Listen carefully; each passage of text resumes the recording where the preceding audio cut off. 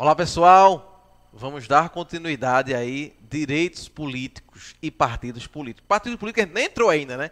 Vamos entrar nesse bloco, tá certo?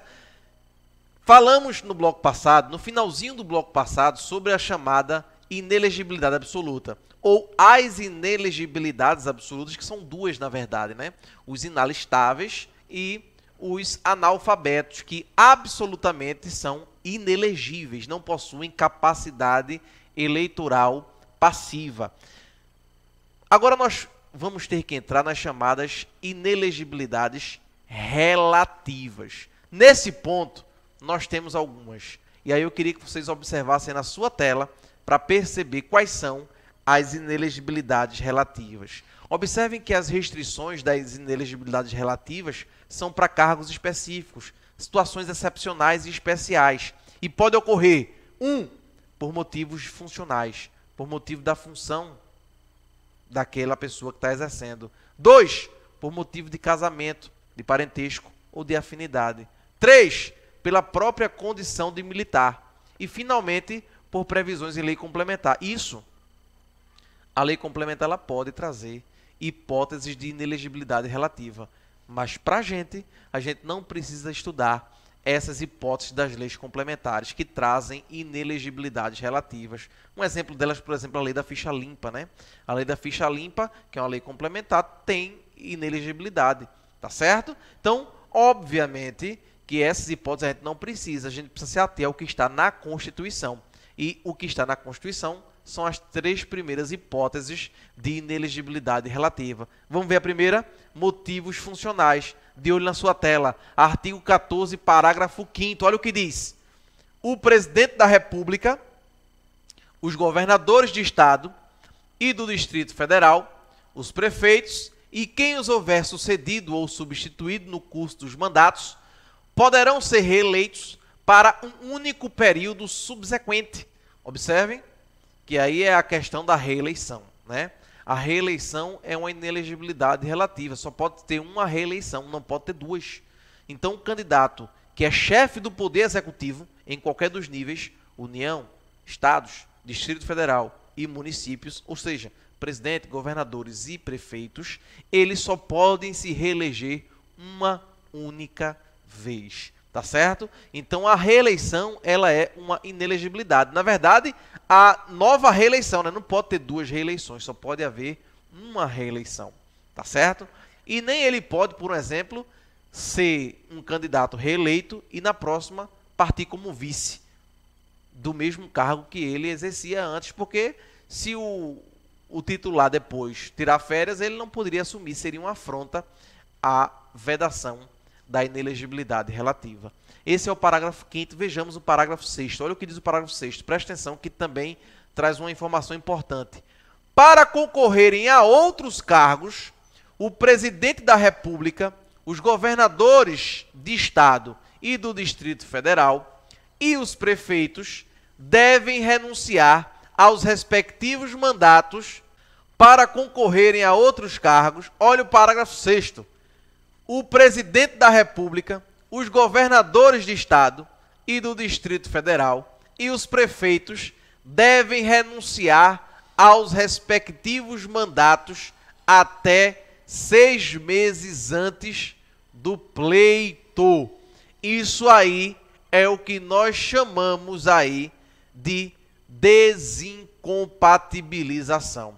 Volta para mim, presta atenção como isso é importante. Vejam. O que seria a desincompatibilização? Os chefes do Poder Executivo, eles têm uma inelegibilidade relativa que é muito específica. Qual é? Se eles quiserem concorrer a um outro cargo político, eles têm que renunciar 6 meses antes do pleito, 6 meses antes da eleição. Essa renúncia nós chamamos de, é importante anotar, desincompatibilização. Certo?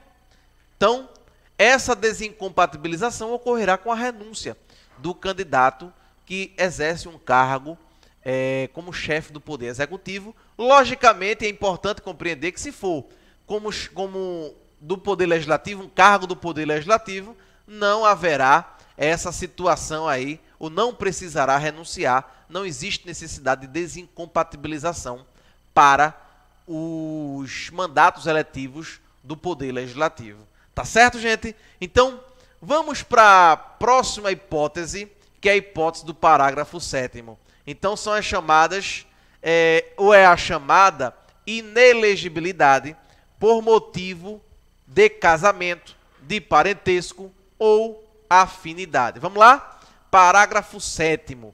São inelegíveis no território de jurisdição do titular, olha só, presta atenção, o cônjuge, o companheiro também está dentro desse conceito.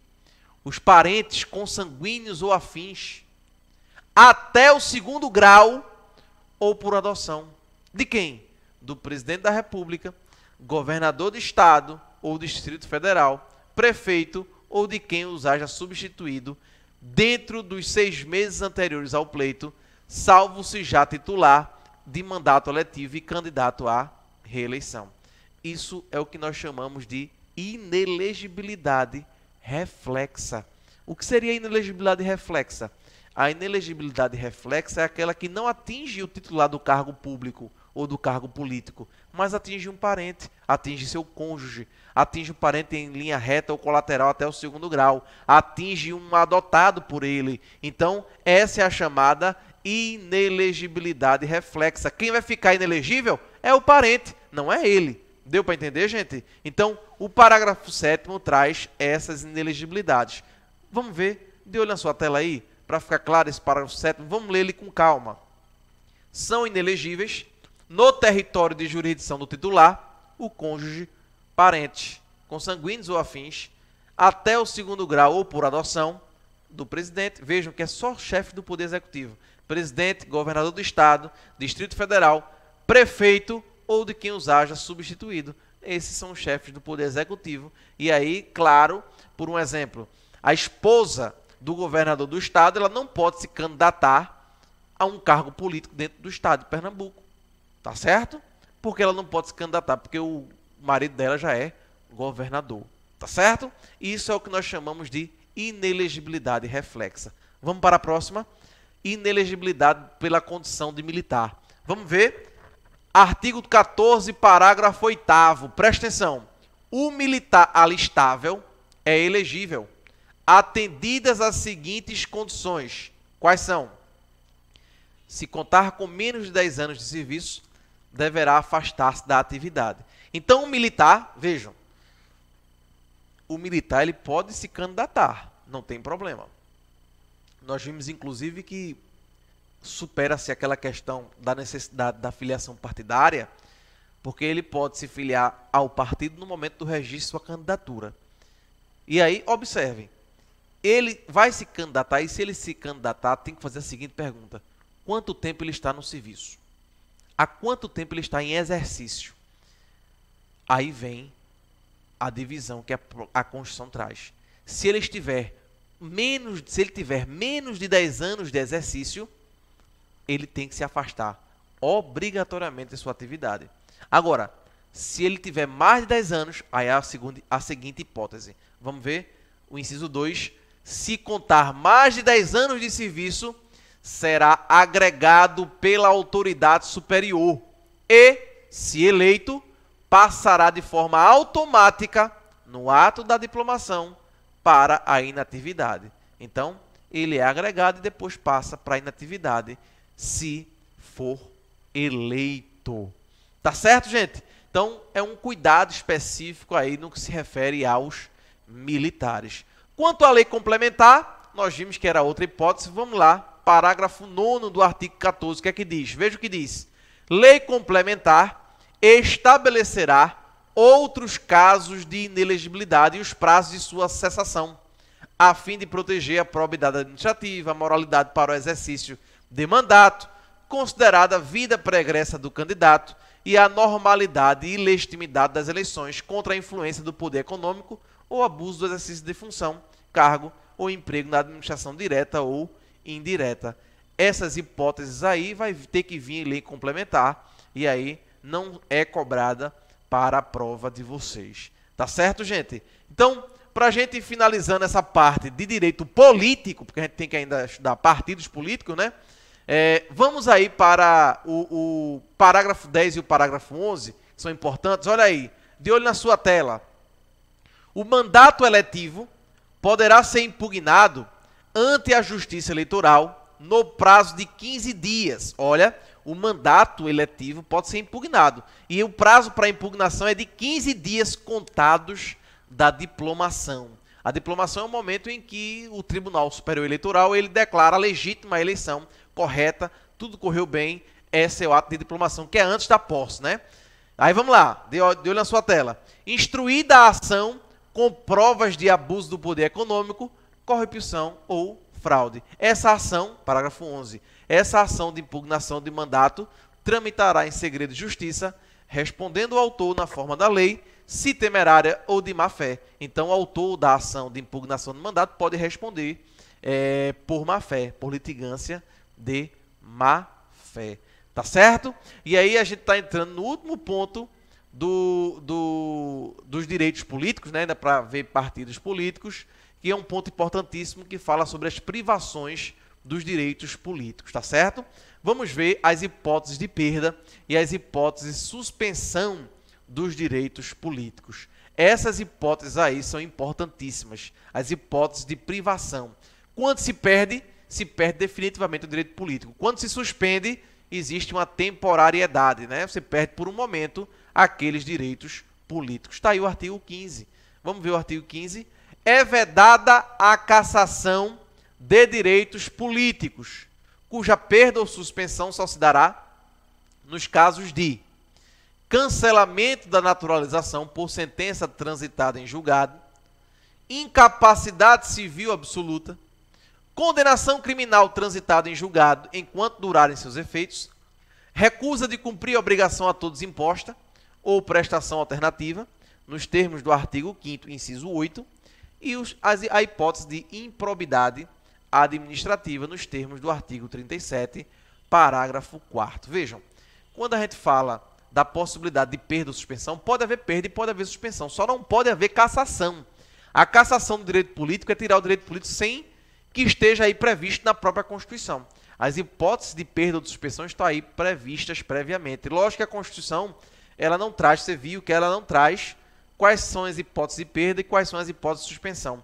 A primeira hipótese, que é a hipótese 1, a de cancelamento de naturalização, é perda. Se o camarada perdeu a naturalização, ele perdeu o direito político. É a hipótese de perda. As outras são hipóteses de suspensão. Tá certo? Então, como fundamental importância, é a hipótese de suspensão, por exemplo, a condenação criminal transitada em julgado, enquanto durar os efeitos da condenação. Enquanto o cara estiver preso, cumprindo a sua pena, ele está com o direito político suspenso.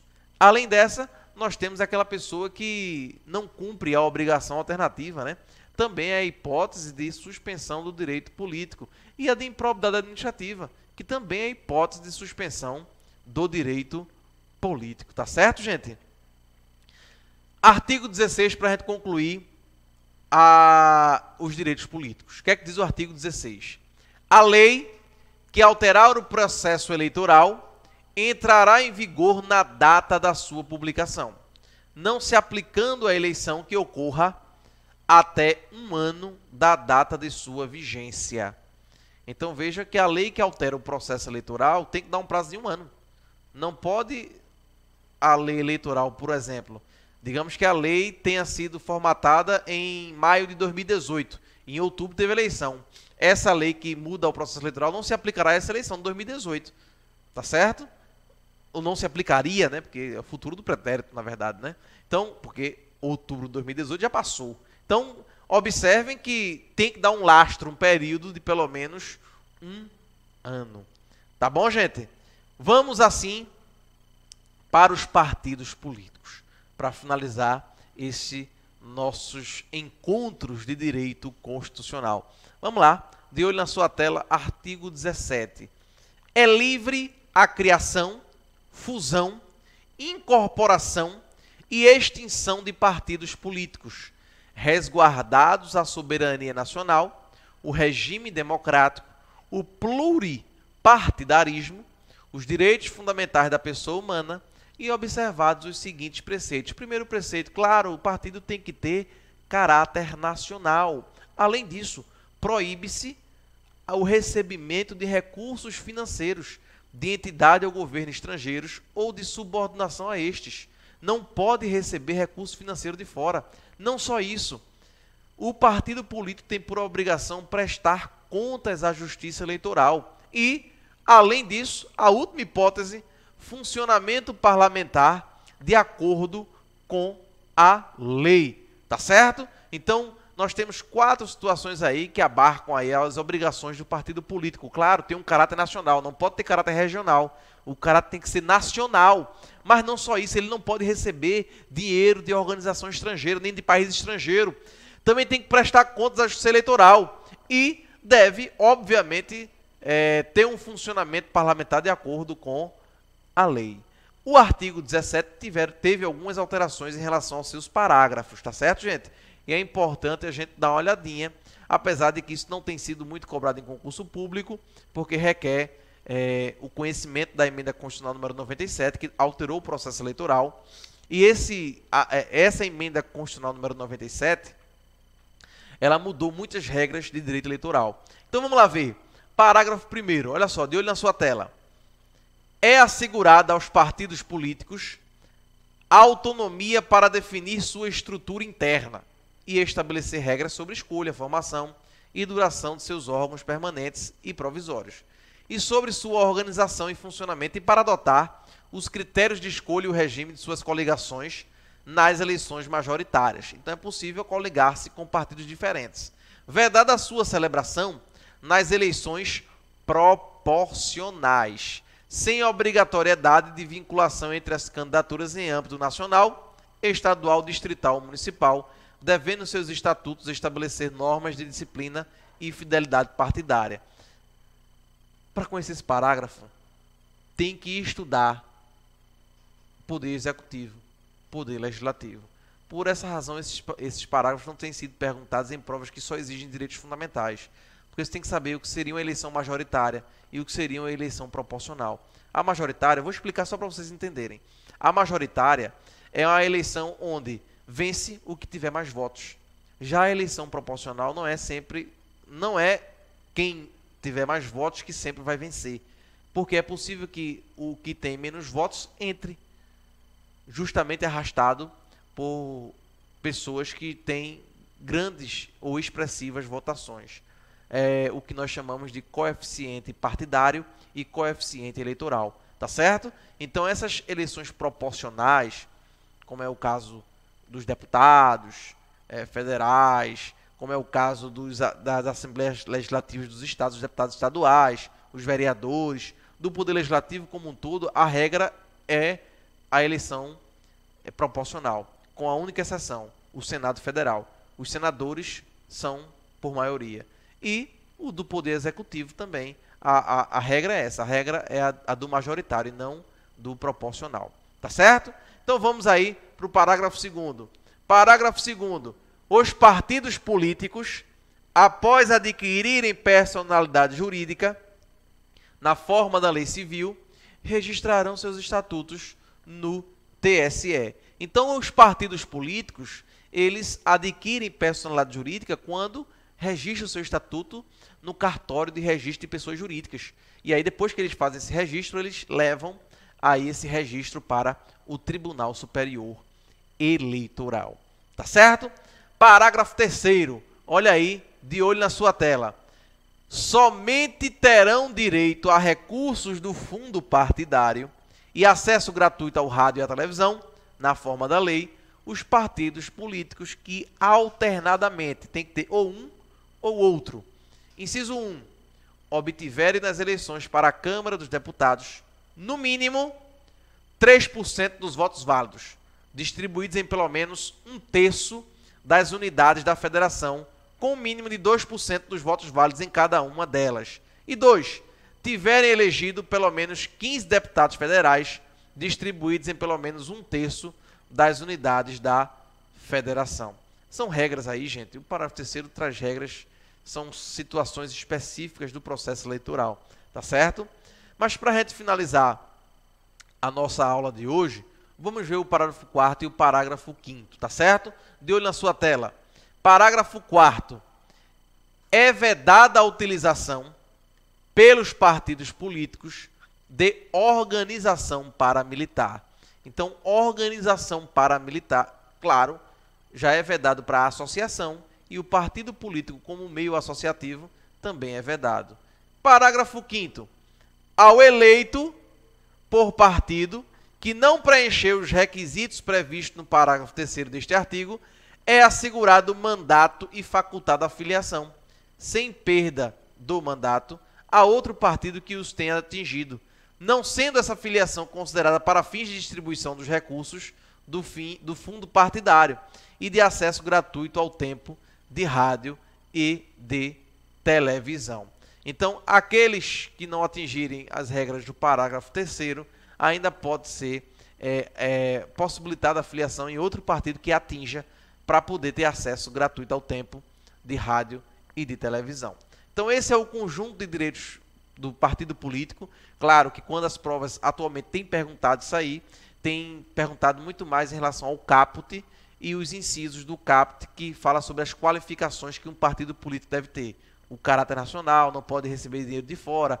Isso é o que tem sido perguntado. Por quê? Porque esse processo eleitoral que foi feito na reforma da emenda constitucional número 97, trouxe uma reforma específica para o processo eleitoral. E aí você vai ter que ter base em direito eleitoral, poder executivo e poder legislativo para poder manejar essas questões. Por essa razão, não tem se perguntado com frequência nas provas esses parágrafos, tá certo? Mas é bom dar uma lidinha para não ter surpresa.